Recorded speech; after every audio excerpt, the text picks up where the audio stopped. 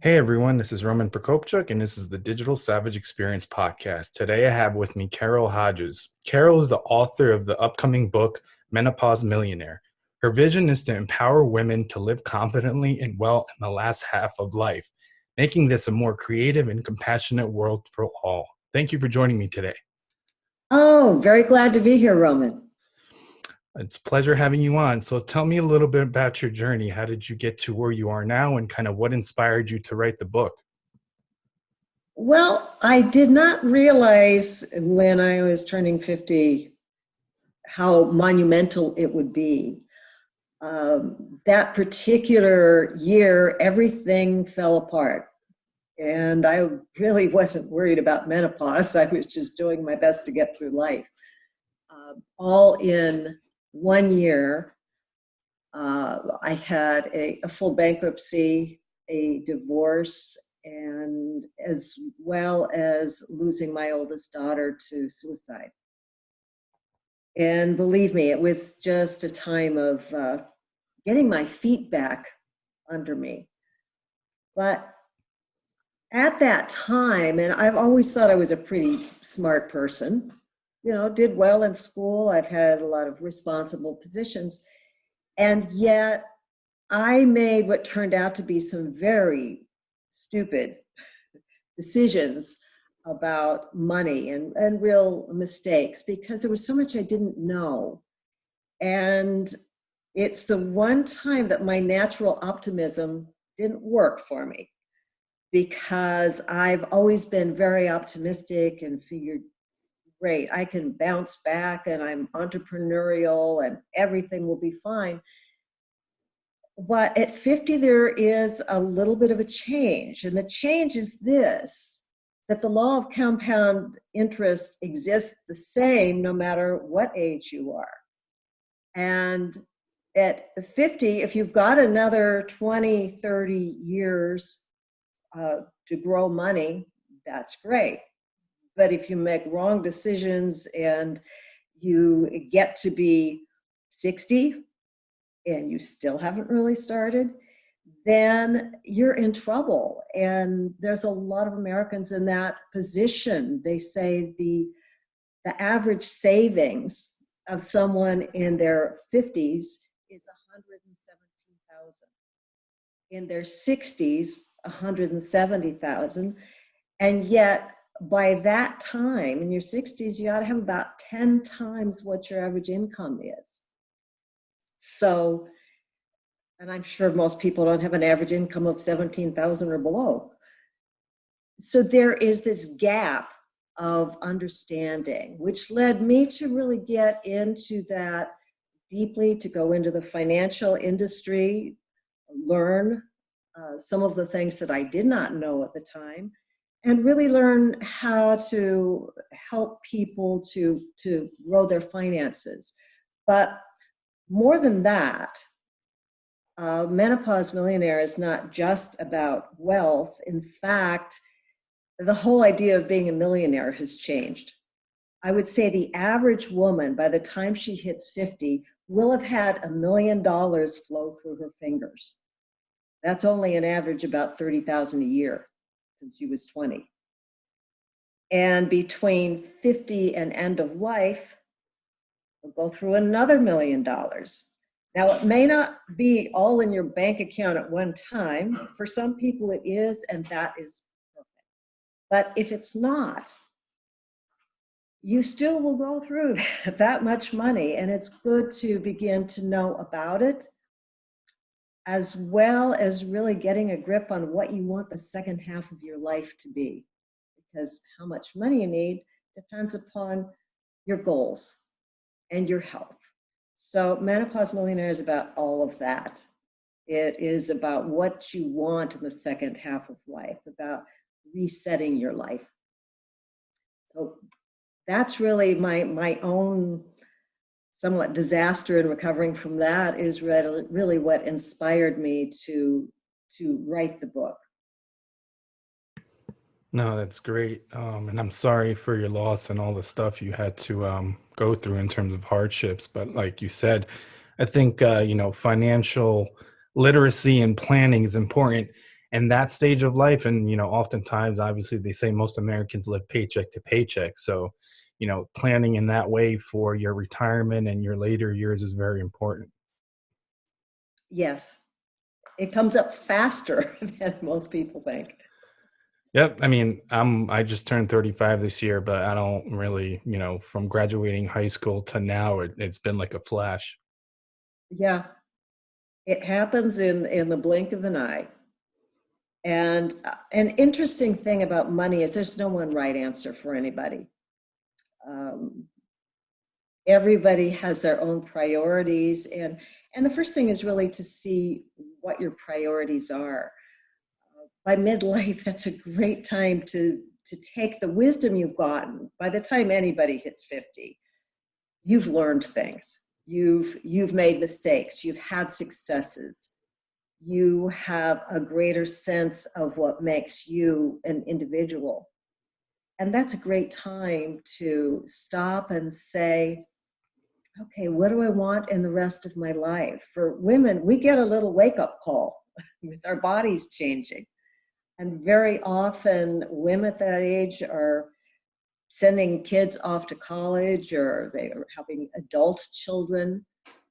And that can be a time to refocus, to say, now that that's not one of my major roles. I mean, once you're a mother, you're always a mother.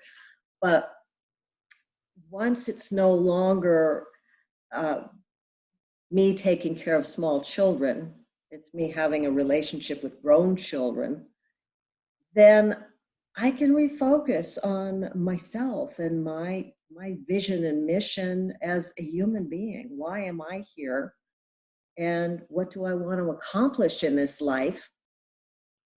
And that enables you to look at the second half of life almost as a new beginning. I agree. That's very true. So, what motivates you to succeed? What motivates me is it's really changed. And what motivates me now is to touch others. It's really to connect with other people. And my idea of success has changed. Yes, there is money involved, but it's more to leave a legacy, if you will. To say that once I've left this planet, I would like to have made a difference for some people, and to have touched people, to have lived fully. I think that's a really big motivation is, gee, did I take whatever gifts I have, did I take my circumstances and make the most of them, feel fully expressed, be fully myself. I have a little saying that you'll even hear on my voicemail, which is that life is an adventure, make it a great one. And to me, that's a motivation, to make this life an adventure, your own special, unique adventure. Yeah, I agree. And I think it's important you mentioned kind of leaving that legacy, because I think most people get to a certain age and, they reach a certain level of success and attain some kind of wealth or money or some kind of, reward for all their hard work. And then it becomes more than kind of the money and material things. It becomes, what you can give back and what legacy you live and leave. Yeah, and So everybody's got their own special gifts. I agree. And I think it's very important. I think school teaches you to work on your weaknesses. And I think it's important to double down on your strengths and not worry about your weaknesses. Yeah, and I think that's a great point. I'll have to include that in my starting over. As I say, it's starting your second half. So rewrite the script.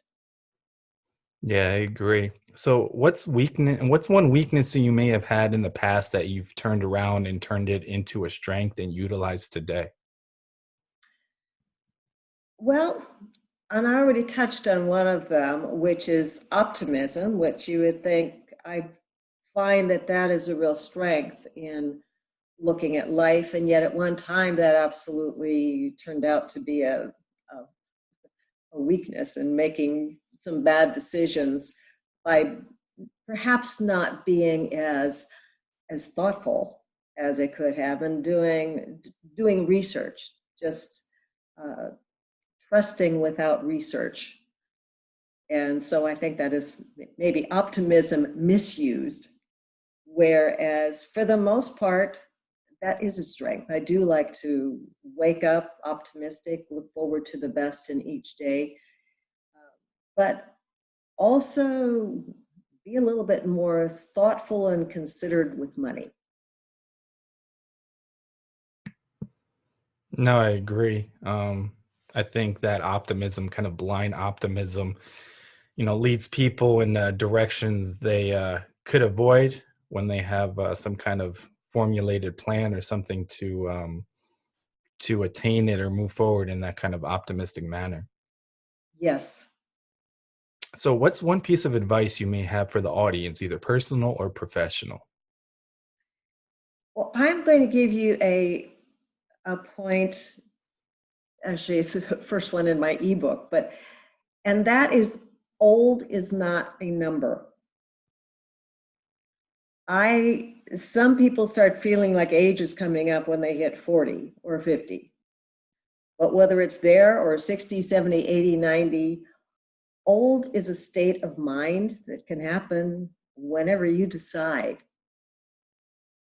There, as I'm sure you've noticed, there are people who seem old at 60, and there are people who seem young at 95.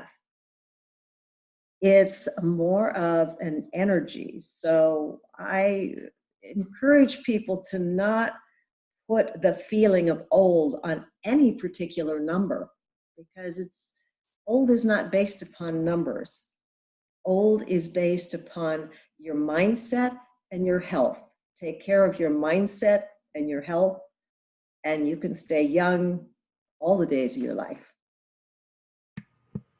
Yeah, I agree. And I think, like you said, that mindset is very important because obviously the way you think is the way you feel. And there's a lot of kind of placebo effects that your brain creates as well. And kind of the only thing that you do have and kind of control for yourself is your health for the most part and taking care of your body. So, you can be, 70, 80, 90, but feel like you're, 40 if you really taking care of yourself.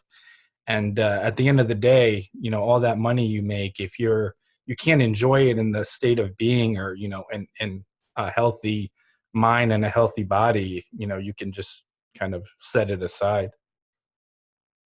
Yeah, absolutely. And I've was very fortunate that I had a mother who had studied to be a doctor, and she was very interested in health. And I learned nutrition growing up and reading labels, and it has served me well my entire life, because I grew up that that's just part of it. You eat for your well-being. Yeah, I agree. So I really appreciate you stopping by today. Can you let the audience know how they can find you or any other information you have about the book? Yes. The best way to find me is to go to my website, which is menopausemillionaire.com. And on that site, I have a free ebook, which is a little bit of a preliminary view of what the book will be. And if you happen to sign up for the ebook, I'll be sending out an announcement as soon as the full book is available. Awesome. Thanks again for stopping by. Oh, this has been delightful. Thank you, Roman.